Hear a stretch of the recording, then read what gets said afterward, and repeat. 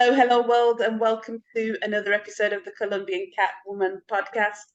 And we continue with our series of Black expats in Spain. And on today's show, we have got the lovely Keila, who doesn't live in Madrid, which is where all the other Black expats seem to be. Hey there, Keila. Welcome to the show. Hi, Jeanette. Thank you. Excellent. Thank you for responding to my call to action. So thank you for being here. Um, can you tell us a little bit about yourself, Keila, and where you're located? And you're not in Madrid, so where are you located? Yes. Okay. So I'm actually located in Saragossa, which before I got here, I didn't even know what that was, but Hmm. it's equal distance between Barcelona and Madrid. So that's pretty much that's the value that it has, the city Okay. itself. That's the recognition it has. And just roughly, what do you do or how long have you been there? Is there anything else that you'd like to, share at this moment in time? Yeah, so I came to Spain after graduating. Actually, I came before I graduated college to teach English here. I was just really looking for a way to live in a different country, and this was the one that was actually paying me as opposed to me having to pay for it at the time. Hmm. Hmm. And yeah, I was really surprised by the idea that people are paying to go somewhere and then not work. Like, I don't know, that idea was so foreign to me. I've been working since I was 14. So I needed somewhere where I can work and like actually have a life as opposed to just putting my life on pause and just waiting it out in a different country. And I was able to do that with the language assistant program here. Okay. So Um, when did you arrive in Spain? How long have you been in the country for?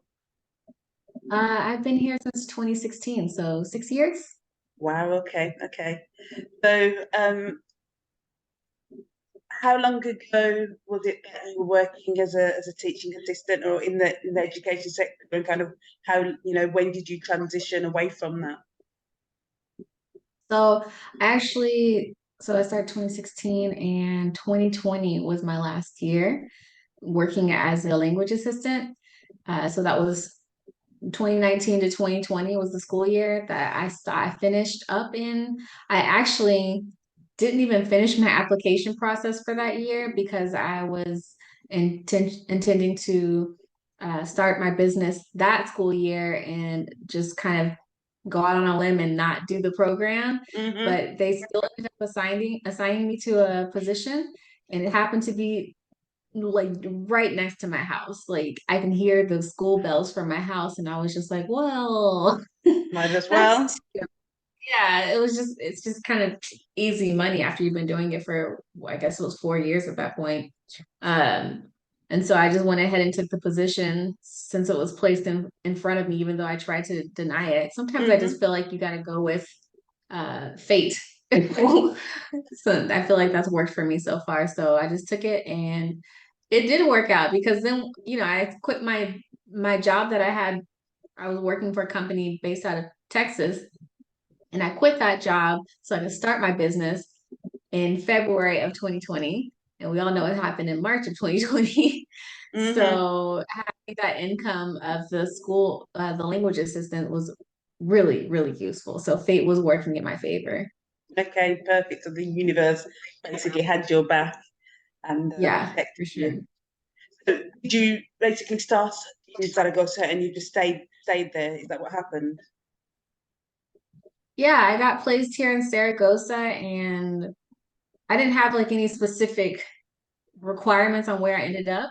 I just kind of wanted to be here and I didn't know anything about Saragossa, but once I got here, it was nice. It was like a livable city, and I prefer that to a really touristic place. Hmm. I'm from Houston, Texas, which is a very livable city as well. Well, that's debatable, but in terms of True. it being like a very big city that's not touristic, Hmm. and so it was very comparable, and also within like I don't know. I got here in September, and by November, I met the guy I'm married to now. So things happen quickly around here. So Zaragoza has been a great fit for you, we can say. Yeah, it's been serving me everything that I need here. So, That's fantastic to hear. I actually went to Zaragoza like I don't know, 25 years ago. I'm an old woman, jeans, but I'm an old woman, black don't crack. And it was a summer camp with the YMCA. And I remember like being in this field, and it was maybe like one of my first experiences away from home in that type of setting. And I remember saying to one of the leaders, "Can I have some change? Do you have any like change for this note?" And they're like, "What do you want change for?" I said, "To phone home, to phone my mum." They said, "We're not going anywhere until like Friday," and it was Sunday at that time, or Monday, and I just burst into tears. Oh no. But I remember it being very green. That's what I remember about Zaragoza. I don't know whether that was just where we were, but that's what I remember about the place. Well, yeah, here in the region, there are some parts that are surprisingly green. The city, though, is very brown. Okay, okay. Yeah, it gets very brown here. I remember when I first flew to Spain, I landed in Barcelona and I took a bus from Barcelona to Saragossa, and you could just see the drastic difference as I came into Saragossa from Barcelona. Mm-hmm. It just got darker, grayer and grayer as I got here. Wow, okay, okay. So you are now an entrepreneur living your life in Spain. Um, what is your business? Do you want to talk about what it is that you do? Do you want to kind of let us know what it is that you do and put your services out there if you want to? Sure. Yeah, so my business is the Elite VA. I have a couple of different things, but my main gig is the Elite VA, which is a virtual assistant service that I provide. It's full service for small to middle-sized businesses, ideally BIPOC owned, ideally female owned or female identifying owned, because I just love to see those businesses thrive. And that's what I'm here for. I realize that, I've worked for a lot of different companies, but I just didn't care. Like, it's hard to work somewhere where you don't care about the objectives that they have put in front of you. Like, you have Mm-hmm. no skin in the game. Mm-hmm. But I feel like I most definitely have skin in the game when it comes to us and our businesses and our economy, wherever in the world that is. So Thank that's you, right. sister. I'm saying thank you from all of the sisters for your services. So well done. Um, how have you found that working here, that transition? And so this is up to you whether you want to talk about being an autonomo here and the services that are available for self-employed people here. Go into that as much as you want to, if you have gone through that route or not, being a freelancer here in Yeah, Spain. I've actually done a lot of different things trying to be an entrepreneur and trying to figure out like where my place is in all of this because I knew that I wanted to work. I wanted to be doing something for myself, but I just didn't know what it was. And so I'm a trained chef, and so I definitely thought that I was going to be doing that. And so when I quit my job in 2020, I actually was quitting it to do cooking classes for kids in English, just to give them a different way of learning English outside of just a book. And here is the grammar. Mm-hmm. Uh, and yeah, it was a fantastic idea, but it turns out that for me, like cooking is very personal. Food is very personal to me, and I prefer to separate that from my economy, my financial status, and have it just be the thing that I love. So uh, I put that aside after trying and everything, but I learned so much from that I built a business plan and I got financing and I couldn't believe that I did that here in Spain, but I did. Turns out I didn't need it, and so I just gave it back. But but I did it, and that's the point. Those are the kind of things that I want to know because I'm somebody who wants to, I'm kind of a novice entrepreneur. So, but I want to go past that mark of being a novice entrepreneur. And I've written up these plans here in Spain and, been to the Chamber of Commerce and the Confederation of Businesses as well. But kind of not being able to move past certain barriers. So, when you got the finance, was that from here in Spain or was it from, was it US finance that you were able to secure? Where was the finance from? Yeah, I got it from here in Spain, and I honestly, I didn't, it must have been the pandemic that had me like hallucinating to think that I could do that because I've walked into banks before and just like inquired about stuff just to kind of get information about like how does this work, right? Like I want to buy a home here one day. I want to do this and that, and I don't know how things work here. And so I remember going into a bank one time and asking about like the process of home buying and like and all of that. And they just kind of looked at me like, what are you doing? Like, why would you need that? You know, like Mm-hmm. what makes you think that you can get that? And who knows why they would question me trying to get a home loan. It could be anything. Maybe it's the color of my eyes. I don't know. Who But knows?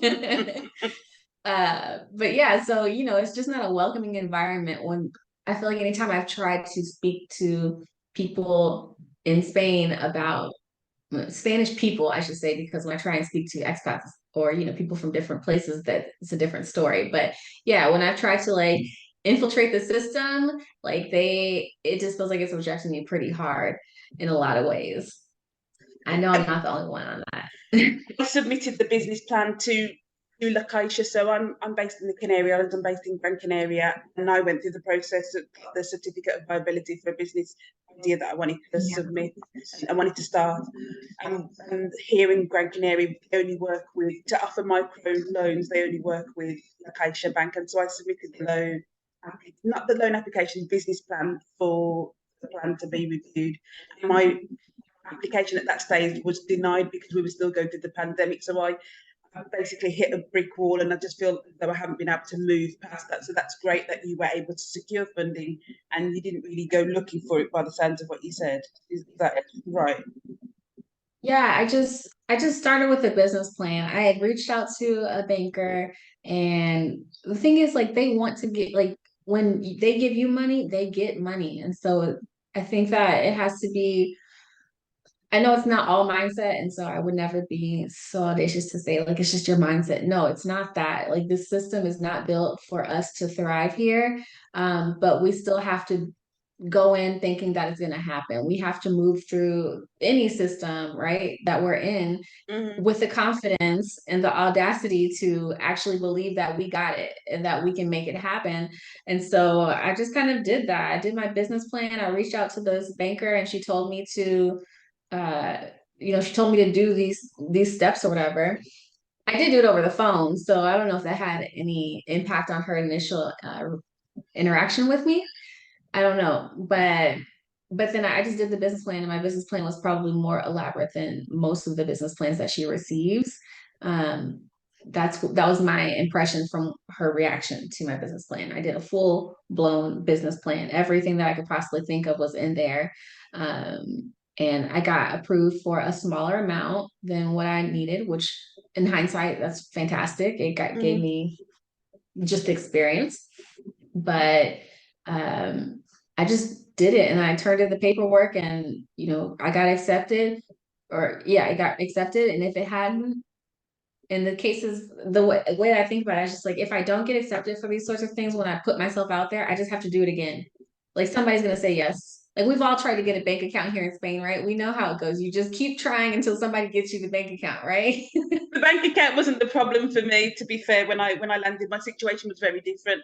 I understand what you're saying. Just one door isn't opening, just try another one. So it's great that you had that experience. I also think it's to do with the mindset of where you are based, and also to do with the business that the plan that you had.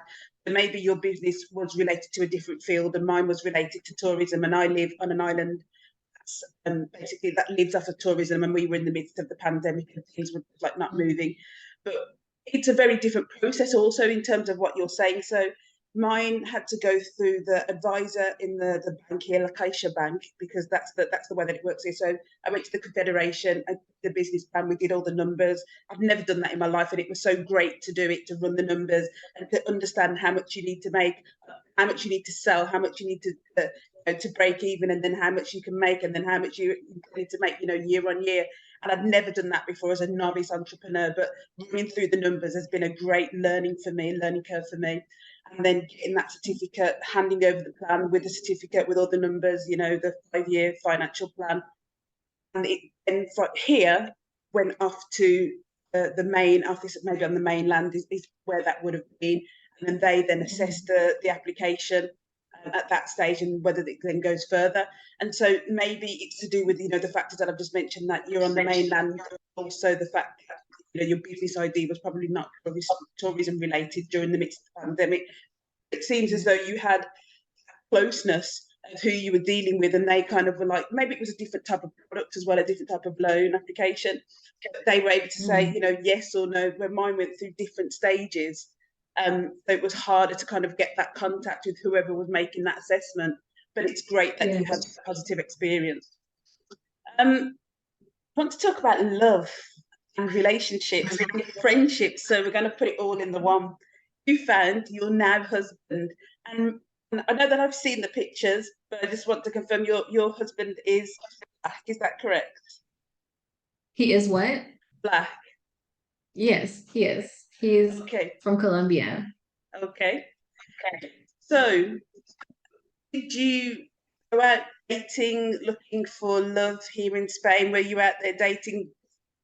If yes, colour matter? If no, kind of how did it all come about that you found your now husband? And congratulations.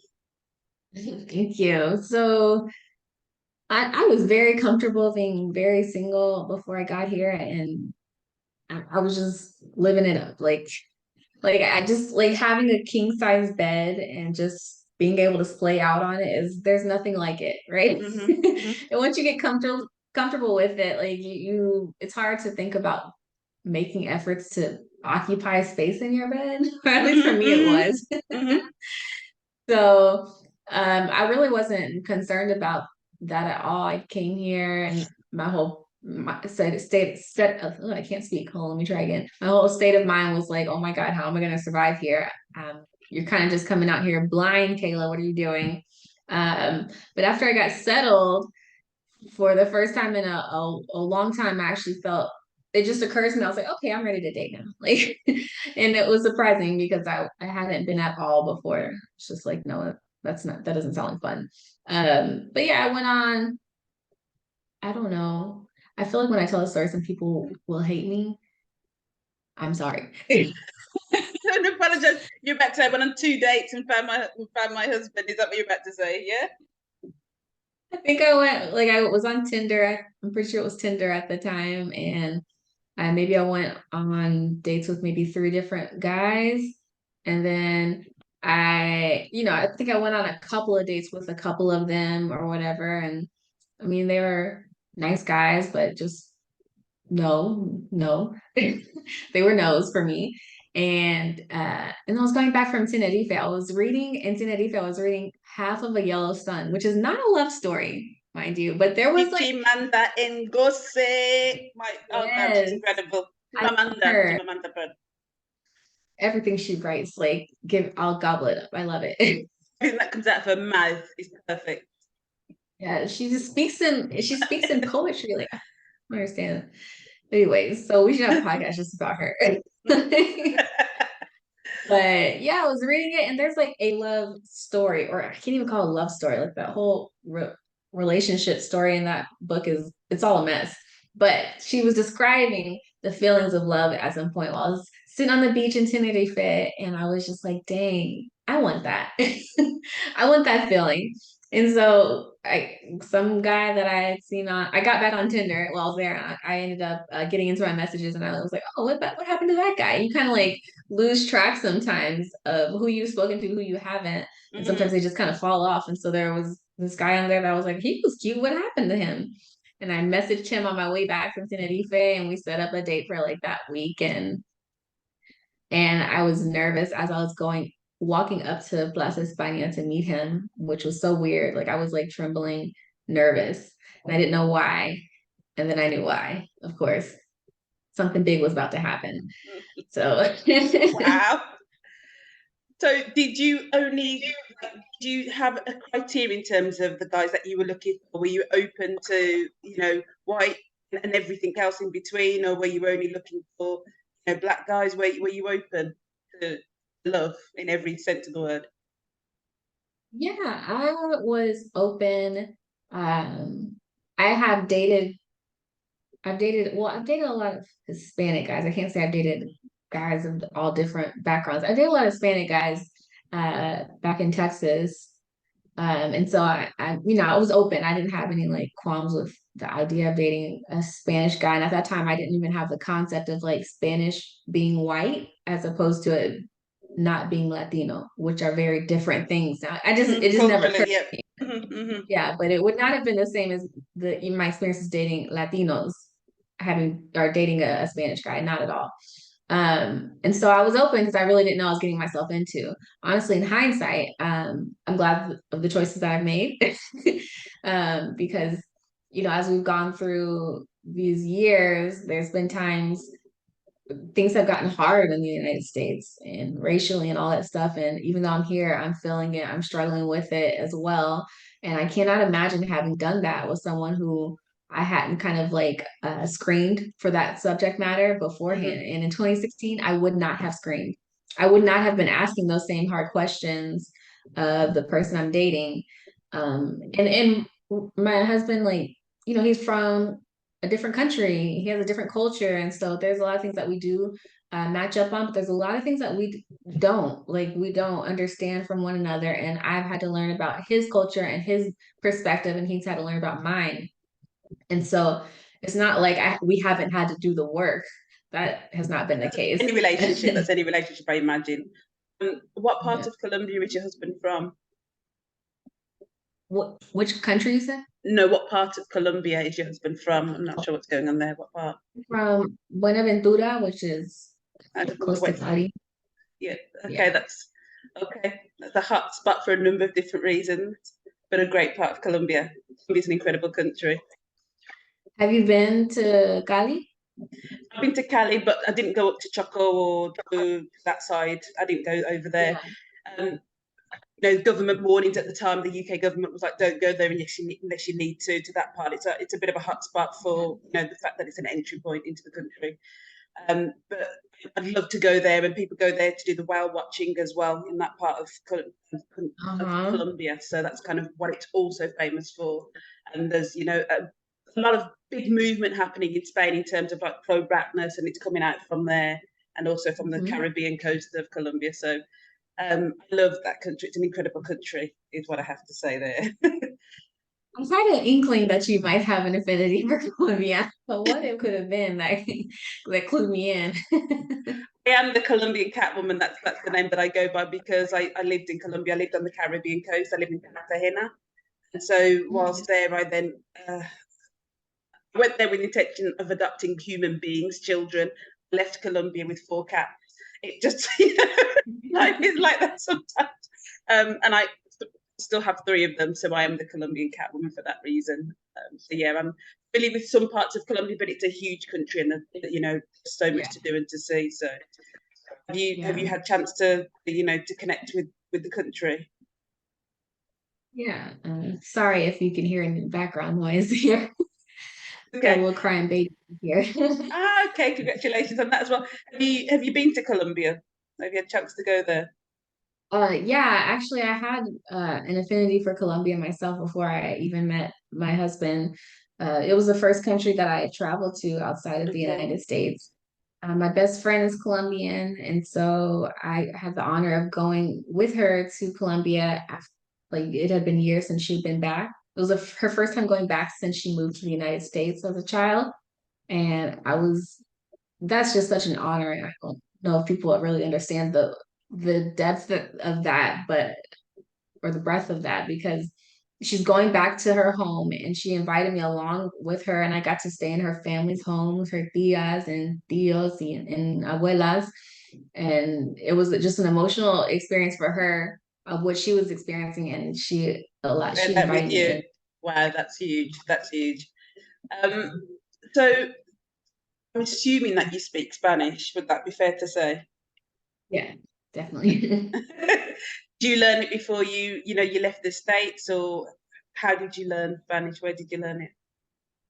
Yeah, I actually majored in it in university, Hmm. and I, but I've always been another affinity of mine. I've always had affinity for Spanish language, because Texas, when I was very little, a lot of my babysitters only spoke Spanish, um, which really doesn't matter when you're when you're taking care of children, like it doesn't matter what language you speak, they speak human. So You're doing a good job. but yeah, so I remember them putting shows on like Java El Ocho and me just loving all these shows, not knowing what was going on. But I think it really had an impact on my ability to learn language later, even though I didn't learn the language then. I've always had my teachers in high school and in college who were always so surprised by my accent or how quickly I picked up things. And even in French, I was told the same thing. And so I think just being exposed to different languages at an early age Definitely really had an opens up impact. the mind and go on in the learning process. That's fantastic. So Yeah. I would imagine that that helped you in terms of integrating into the culture. Was that something that you have? Is that something that you've been able to do? Do you want to do that? And I would imagine that the language abilities have helped you, and your language abilities have helped you. Surprisingly, no, I don't feel like it helped me at all here in Spain because I was learning, Spanish from Latin Americans or Latin American Spanish, whether it be Mexican or Colombian, all these different influences. None of it was Spain Spanish influences. And so a lot of the language that I had was not, I mean, the words are the same, yes, but like I couldn't understand people because the accent was different. Anytime the accent changes, I'm completely thrown off. And so I was very lost, but I can only imagine that I had some sort of privilege as opposed to people who are coming here with no Spanish background at Mm-hmm. all. Mm-hmm. So I recognize that. But no, I was very lost. I was very lost for a long time. Happened to me the first time I went to Mexico. Like, do I really speak Spanish? Do I really understand it? Do I teach this subject? Because like when you because the language is so wide, and Mhm. there are so many synonyms. It's so rich, and there are so many variations. Um, Mhm. yeah, it can be a challenge. So, have It you been is. able to make friends, like, Spanish friends in Zaragoza? And have you wanted to? Have you been able to kind of integrate into the culture there? So my priority hasn't been making Spanish friends, and that hasn't happened completely naturally for me. When I first got here, during the aux years, all my friends would leave every year, and that is heartbreaking. Like summertime for somebody who has like only aux friends and is staying is a hard time. Mm-hmm. Like what year, what month is it? September? No, August is like the most depressing month of the year for someone who's living that lifestyle. But yeah, so I after a while I was like, oh, no more oxes. Like that's where it was like an easy resource for no offense to oxys, it's just for my own like emotional health. Like I needed to have friends that I knew were gonna stick around because it's Mm-hmm. like breaking up with someone every single year. You get close to someone, you lose your closest friends here. So my goals or my objectives are really to make friends who are establishing their lives here Mm-hmm. as opposed to people who are here temporarily. I mean, we can still hang out, but I'm not gonna lie. As soon as I hear someone saying, "Oh, I'm here like for this season," I'm like, "Oh, okay, we can Next. continue to talk, but that's fine." Mm-hmm. But Have yeah. you made? Do you feel part of the culture there? Essentially, do you feel like people know you? You know people. You've got people that you can call on. You've got somebody to look after your baby if you need to, or if you needed to. Do you feel that you've got that where you are? Community. Yeah, well, first I have Richard's family, his mom and siblings and aunts, they all live here. So I'm blessed to have adopted that family. Mm-hmm. And that's fantastic. That's family, which is just gold. Mm-hmm. uh, but as far as friendships, yeah, I have some long-term friendships. Long-term friendships, that sounds strange to me, but yeah, I have some like friendships that have lasted as in they've stayed here and I've stayed here, so it's been great. And then I've had some new friendships with these changes that have happened in my life currently. I feel like when you have a change happening, that's like a great time to start making new friends or Mm-hmm. adding new friends. I don't mean just getting rid of the old. But yeah, because there's always other people who are at that same stage in their life. So when I got pregnant, that was a very lonely time for me. And I needed friends who could understand that journey. And I Mm-hmm. found them thankfully.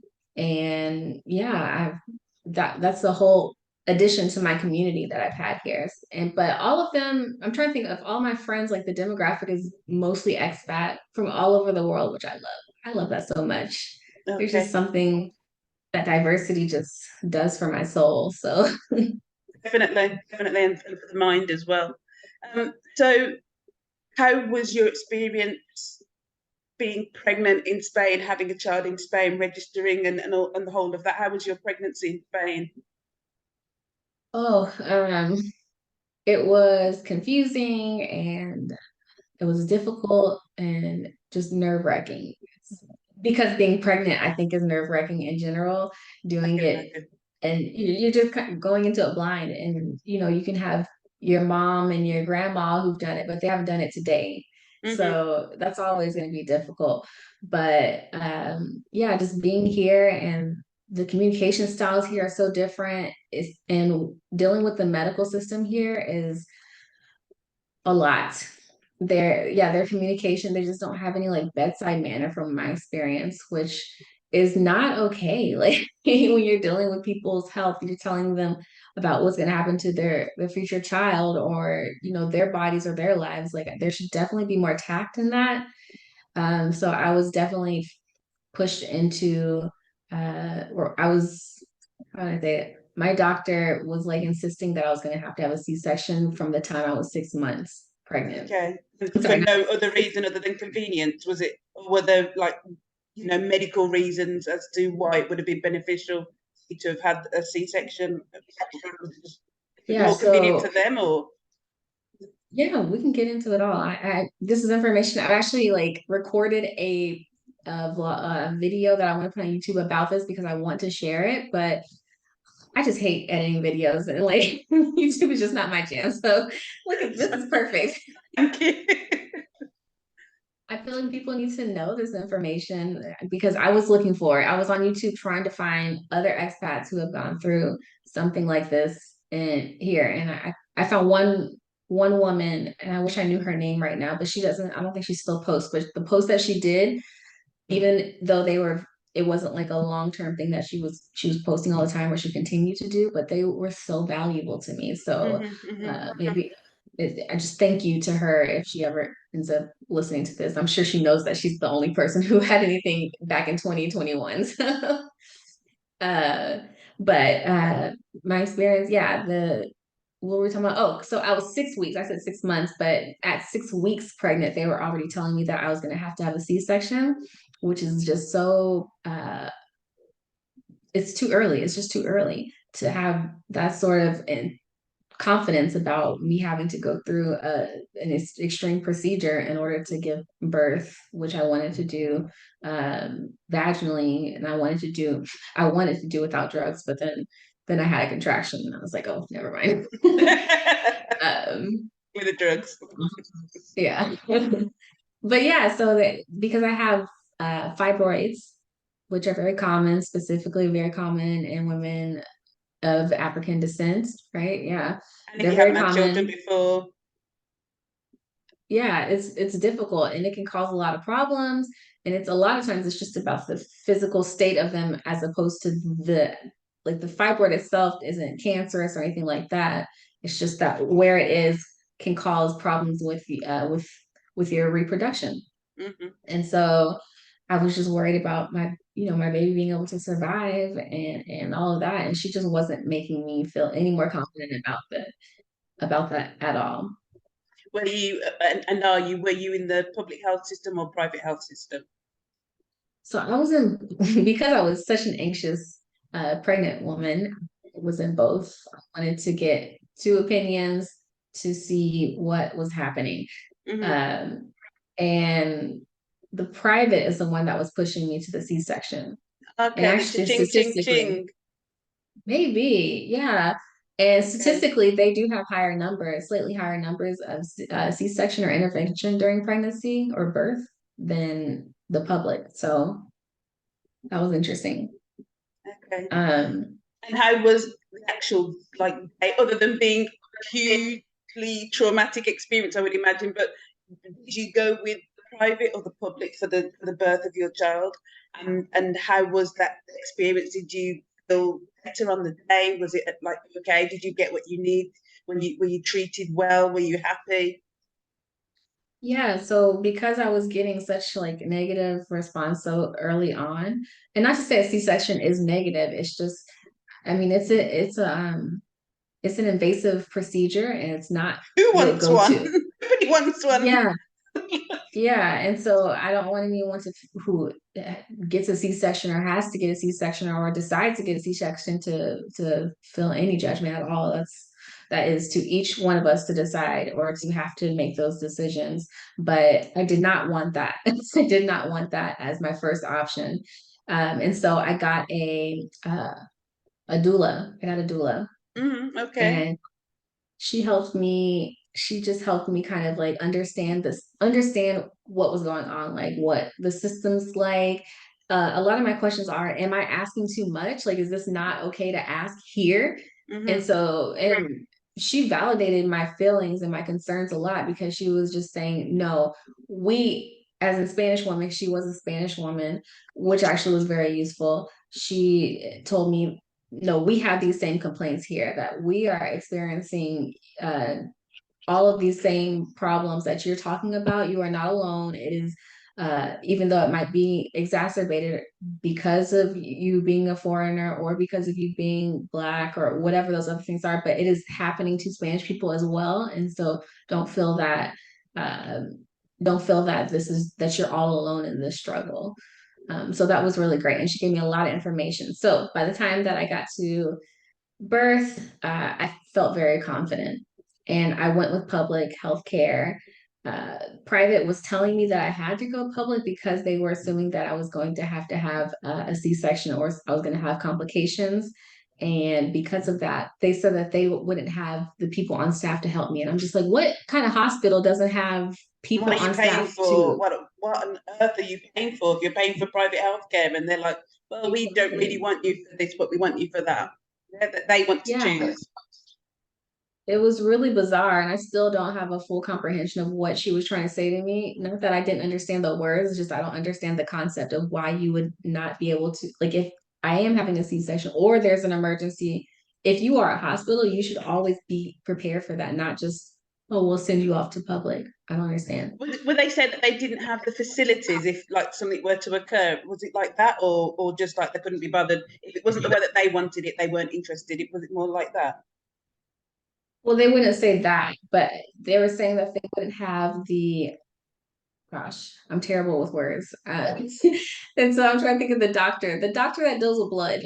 So the Endocrinologist, I think, is it? if I lose too much blood, they were saying they wouldn't have a doctor on hand to handle that at all Okay, so times of the day. So there I don't was know a the what. medical reason as to why and it would have been to Yeah, your benefit. Okay, so that's yeah. fair enough. So I mean, like, if you tell me no for any reason, I'm not going to try to push you taking care of me. Like, no. I will go to the place where they are willing to because I don't want to come to the day and they're like, well, I told you we don't want to for whatever the reason was, whether it be a lie or not. How old is um, your child? How old is your child? she is 1 year and 1 month. Okay, fantastic.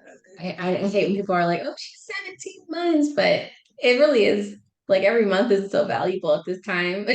So yeah, she's 13 months. I How do you feel raising a black daughter in Spain?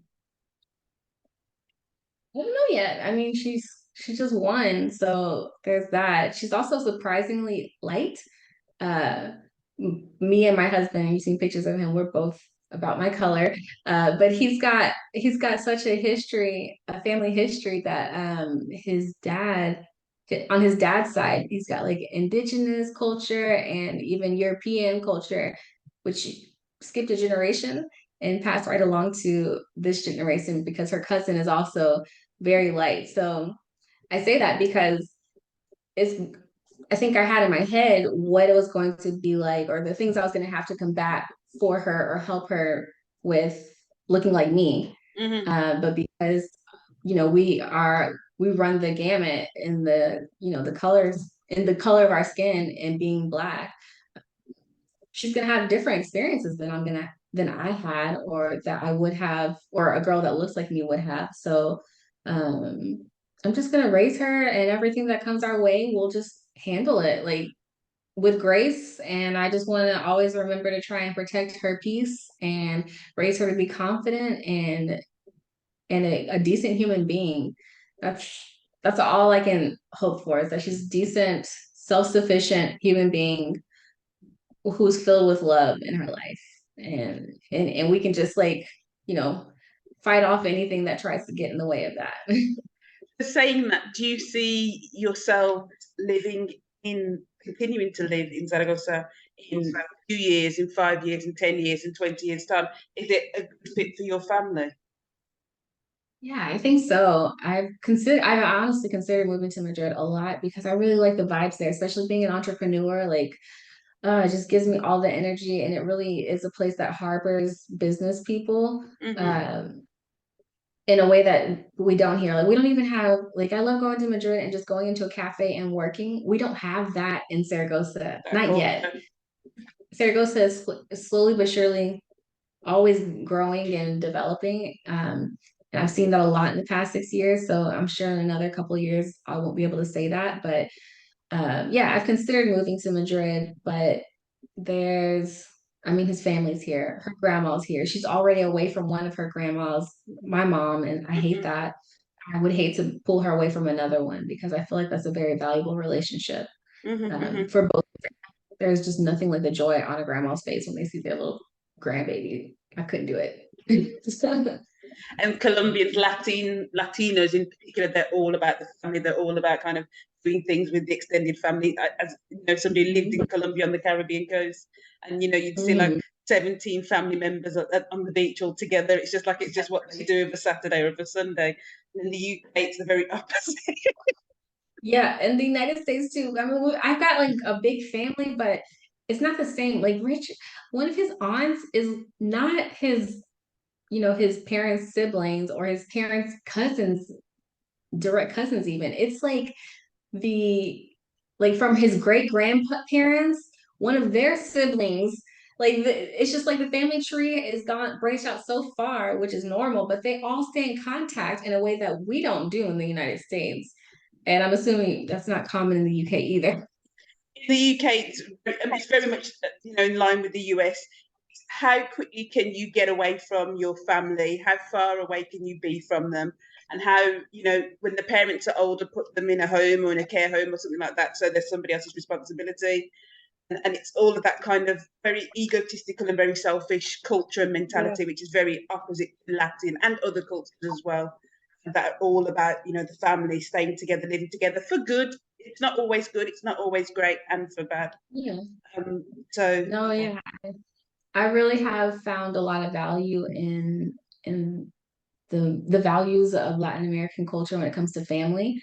And that's been one of them. Like, mark my words, I'm sure my mom is marking my words, but I cannot imagine putting her in a home or anything like that.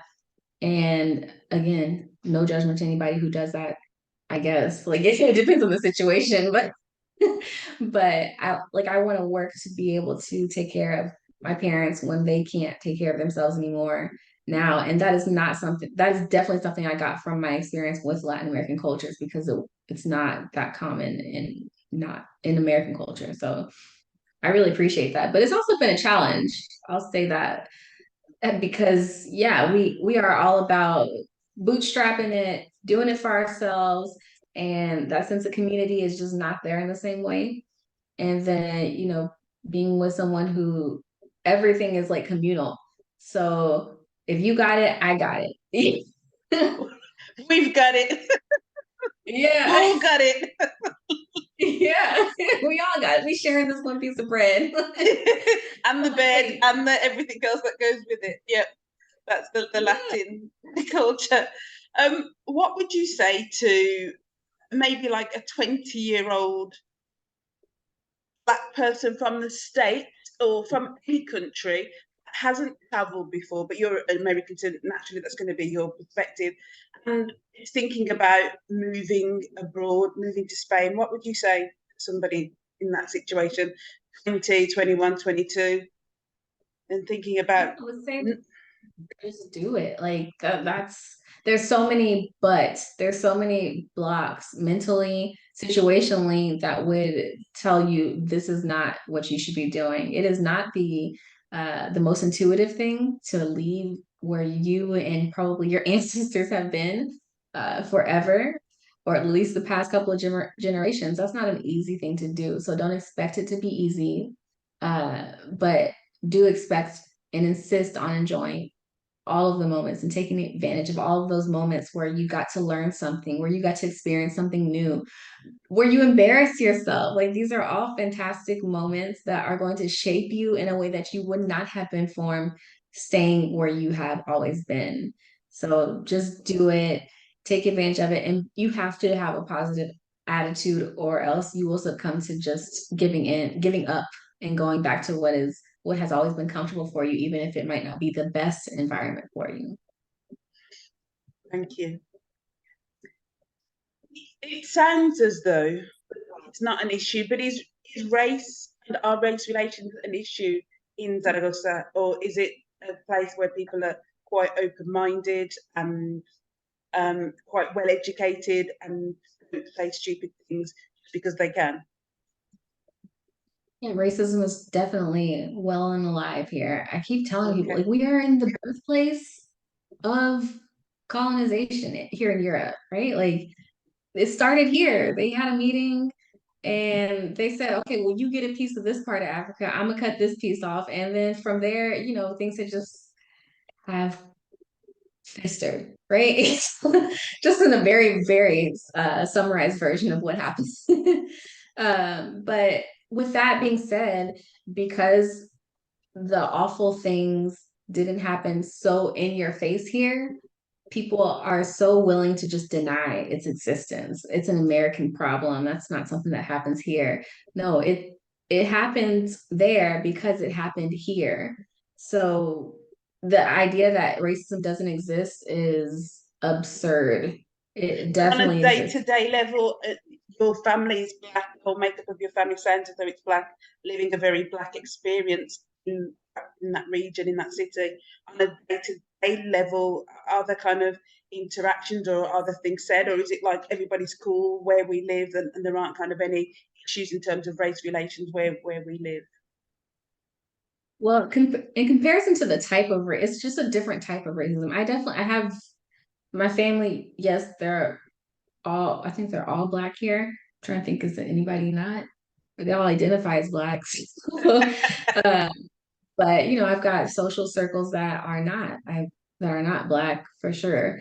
So with that being said, it's just the type of racism is different here. My friends, I wouldn't say are actively racist. I think they are actively anti-racist for the most part. And if they hadn't thought about it before, I think my presence in their lives has made them a little bit more anti-racist because it's brought this subject to their right in front of their face, maybe for the first time. Uh, but yeah, no, there's definitely racism here. It's just not as violent, maybe doesn't feel as dangerous, imminently dangerous to me as it does in Texas. There's nothing on a daily basis that makes you feel like that's happening because of the color of my skin. It's not like that. So like you're all cool, for example, looking for a job or looking for an apartment or going to some particular place or comments being said. For example, race relation. It's not that it has to be because maybe like everything is cool there. You're in quite a big city. You're close to big cities, big cosmopolitan cities. People are a lot more open-minded. Maybe that is the case, but where I live, lots of things are said. Lots of things were said. Like where I live in the Canary Islands, which you've been to Tenerife, it's an entry point for people from the continent, from the African continent, and it's also a big melting pot of like this nomadic transit community. So people come, people come, people come. So at times, race relations are not great for different reasons, and also and other relations aren't great as well because people are priced out of their homes and all the rest of it. So like things that have been tense and continue to be tense, and also education's a factor within that as well. But that doesn't sound like it's an issue where you live. So it might be a good fit for other black people. It's more like the question that I'm asking you: is it like a place where Black people live peacefully and people aren't reminding you on a daily basis of the colour of your skin, you know? Is that the case for you? Yeah, I think that there are definitely times where I'm worried about like moving. Like we have a great home now, but I feel like we got lucky with it, and I am terrified of moving and having to risk my standard of what I want from my home because people won't let us live there.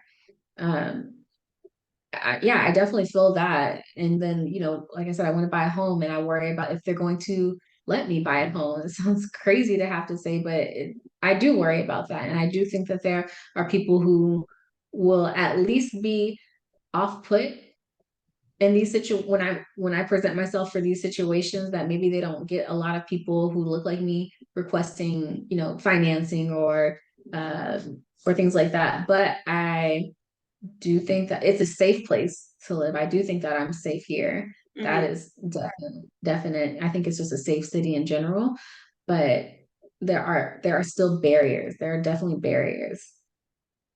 Like we just have to. I don't think there's anywhere we can go where it's honestly, if you That's know always a the place. question.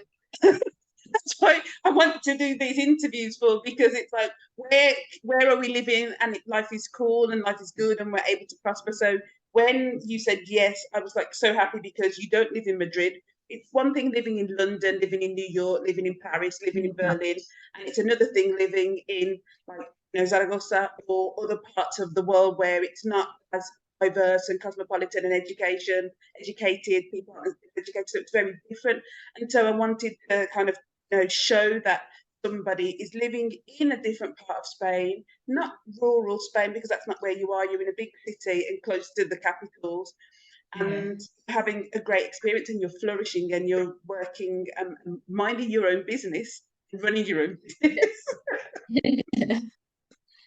Minding my black owned business, yes. Yeah, the song. And what I mind my business. It's a soca song, so But um, you know what?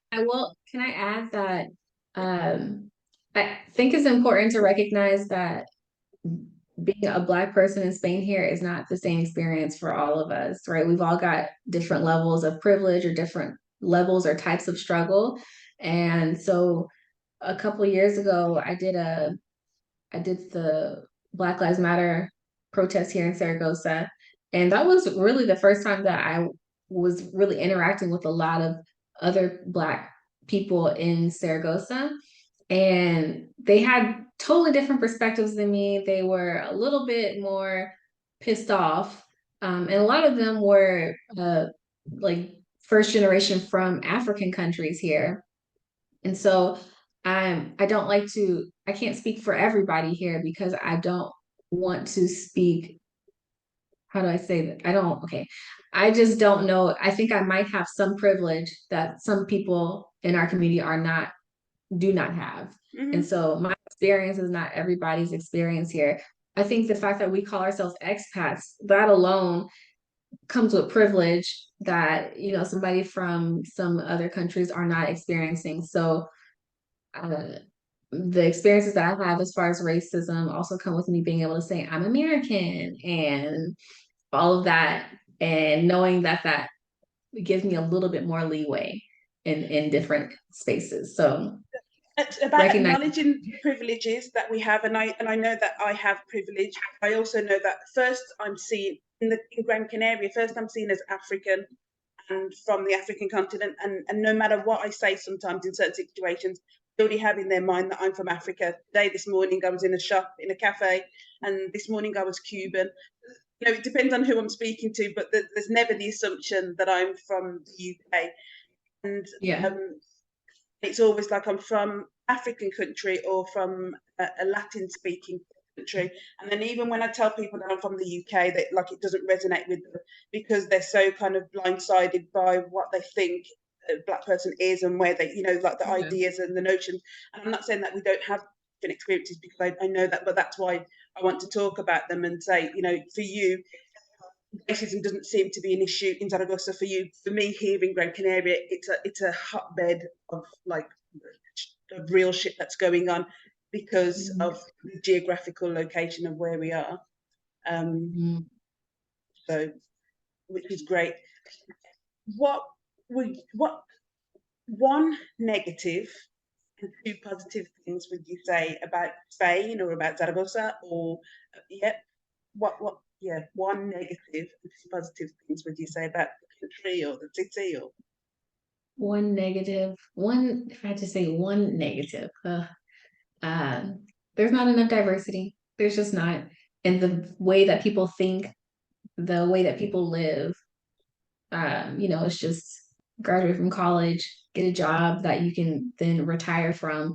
And that is expected so much that when you do something different, it is hard for society to accommodate that. And the example that I have is doing things like getting financing. So if I want to get a house and I want to get a mortgage for that, I don't have a normal job. And my income comes directly from the United States primarily. And so I'm not even autonomous here at the moment.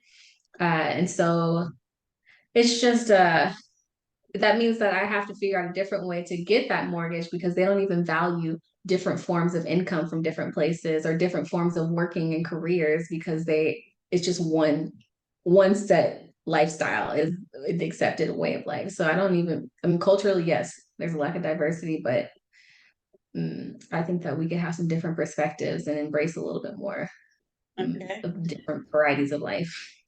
And then two positives, what would you say? Whether it's about your city or about the country as a whole, what would you say? The positive. The wine is so cheap here. You're in the wine region, Uh, you're close to the wine region, aren't you? You're close to La Rioja and stuff like that, aren't you? yeah, So it's just so like we just have here the food. They're high quality foods that are so expensive, like saffron. If I tried to get like a little thing of saffron in the United States, it would be like 10 times below the quality that you find here, and it would be like 20 times more expensive. I'm talking about $20 for that little tiny container that we see at the store. And we just have grade A food products here. Grade A. the quality of produce is very, very high. I would agree with you there. And there are lots of pastures where you are, lots of rural land, so that's great. Um, I'm thinking if there's anything else that I would like to ask you. Is there anything else that you'd like to say or ask me, or anything that you'd like to share that I haven't asked you, or that you'd like to talk about?